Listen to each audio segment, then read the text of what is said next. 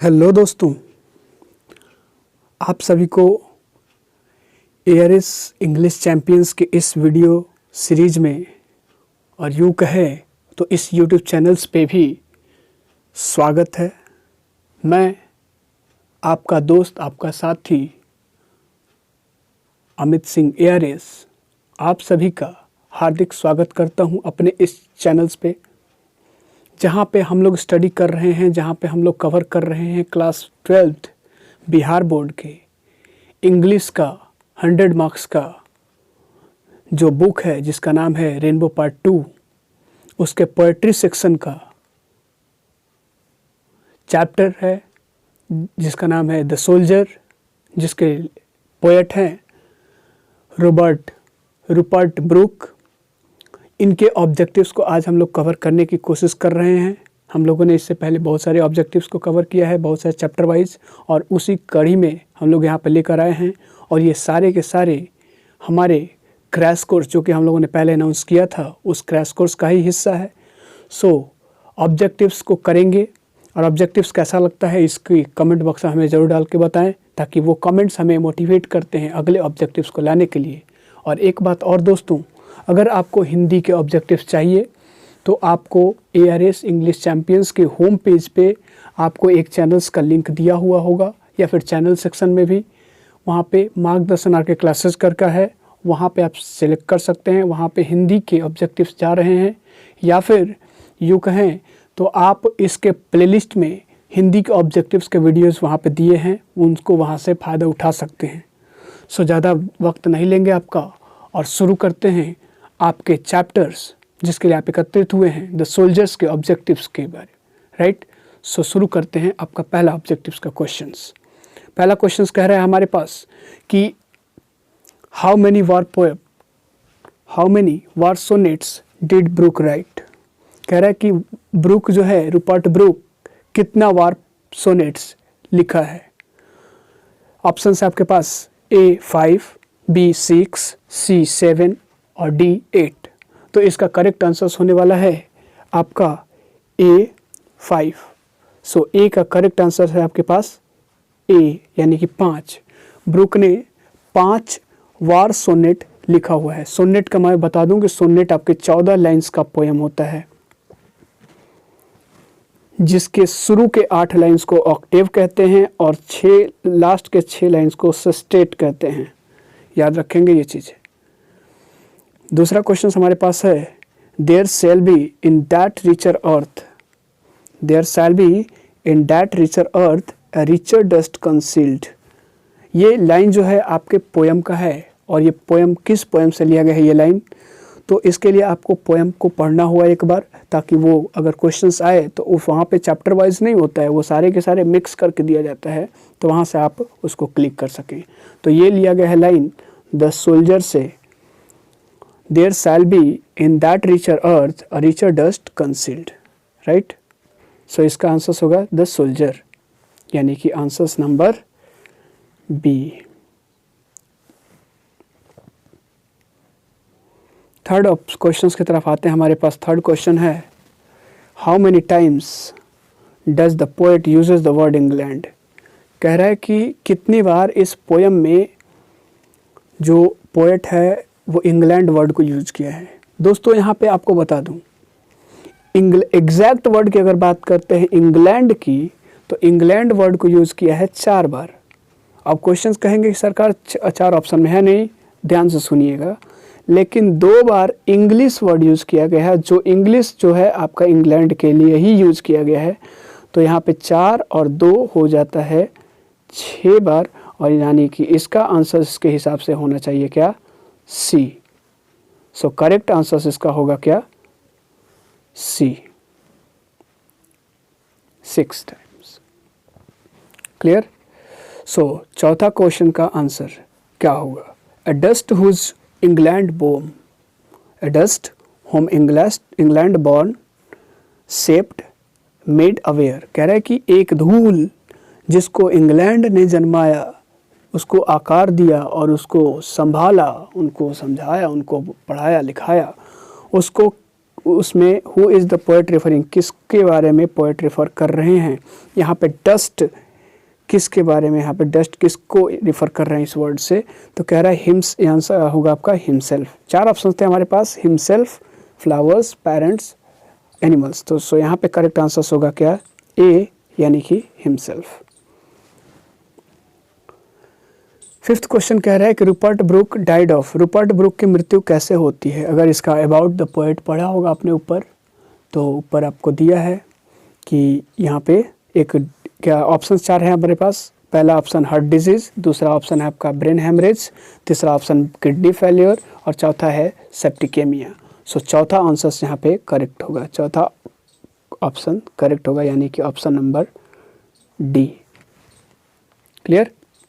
चलिए 6ठा क्वेश्चन की तरफ बढ़ते हैं, और 6ठा क्वेश्चन हमारे पास है द सोल्जर बिलोंग्ड टू, जो सोल्जर है वो किस से बिलोंग करते हैं।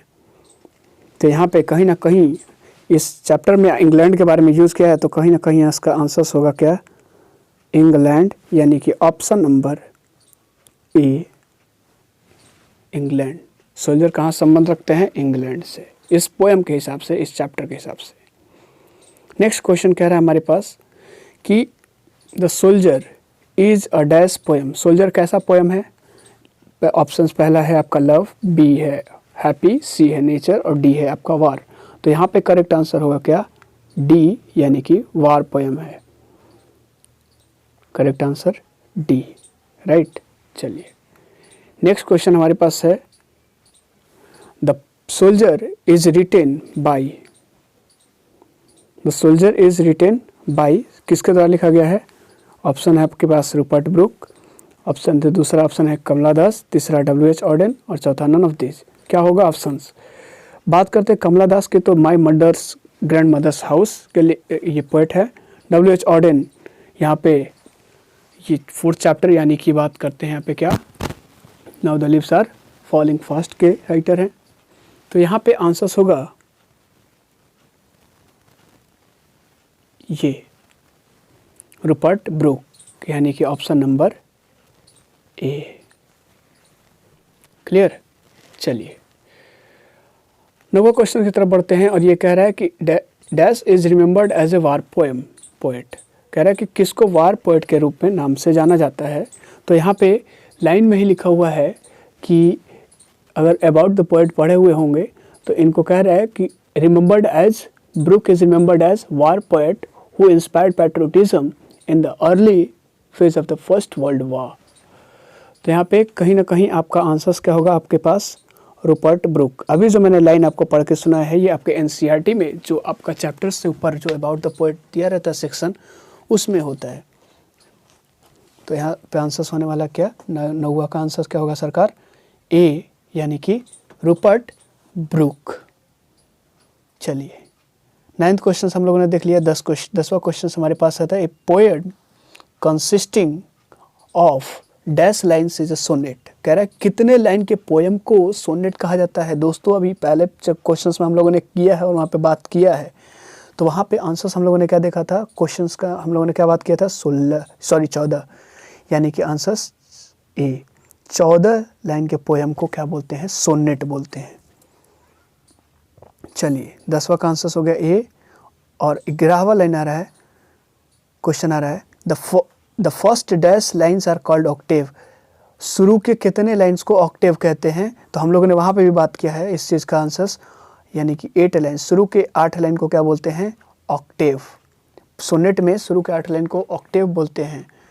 ठीक है, यानी कि 11th का आंसर हो गया बी। और 12th हमारे पास क्वेश्चन आ रहा है, कह रहा है the last dash lines are known as sestet. Sestet किसको बोलते हैं, लास्ट कितने लाइन्स को, तो लास्ट 6 लाइन्स को सेस्टेट बोलते हैं, यानी कि यहाँ पे भरा जाएगा 6, ऑप्शन हो जाएगा ए, राइट। तो 12वां का आंसर होगा क्या, 6, यानी कि option number A. So 13th question हमारे पास ये रहा, the poem dash is a sonnet. कौन सा पोएम को सोनेट कहते हैं, यहाँ पे कौन सा पोएम सोनेट है।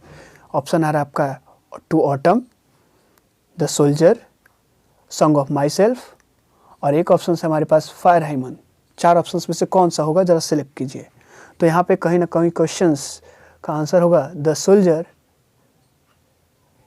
यही होगा, क्योंकि अभी हम लोग पढ़ते आए हैं, राइट। तो यहाँ पे क्लिक कीजिएगा आंसर बी, यानी कि द सोल्जर।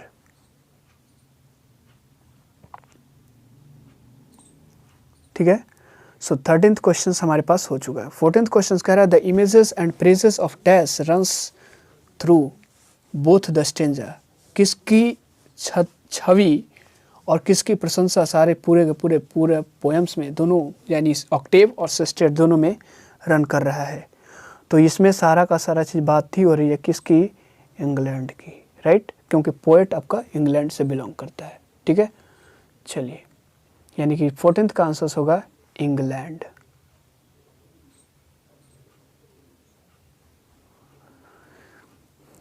फिफ्टींथ क्वेश्चन हमारे पास है द डस्ट स्टैंड्स फॉर। कह रहा है कि वहाँ पे डस्ट जो आपका पोएम में आया है, डस्ट किसके लिए यूज़ किया गया है। ऑप्शन है हमारे पास A farmer, B teacher, C leader, 4 D soldier. तो यहाँ पे आंसर होगा soldier, D option. Correct answer हमारे पास 15th का क्या है, डी, राइट। अब हमारे पास क्वेश्चंस है लास्ट क्वेश्चंस, जो कि कह रहा है the lines in hearts at peace under an English heaven is taken from. ये लाइन किस चैप्टर से लिया गया है। ये लाइन जो आप देख रहे हैं, ये लाइन जो है किस चैप्टर से लिया गया है। तो इसके आंसर्स होंगे हमारे पास द सोल्जर। हमारे पास 4 ऑप्शंस थे, लेकिन 4 ऑप्शंस में से जो करेक्ट ऑप्शन हमारे पास है वो है बी, यानी कि the soldier. B is the correct answer to this question. दोस्तों, कैसा लगा ये क्वेश्चंस, कैसा लगा ये ऑब्जेक्टिव्स, कमेंट करके ज़रूर बताएंगे, ताकि हम लोग आगे के वीडियोस आपके सामने ला सकें। Thanks for your participation. Have a nice day. Stay healthy, stay life, stay happy forever. स्वस्थ रहें, मस्त रहें, तंदुरुस्त रहें और व्यस्त रहें। Thank you so much.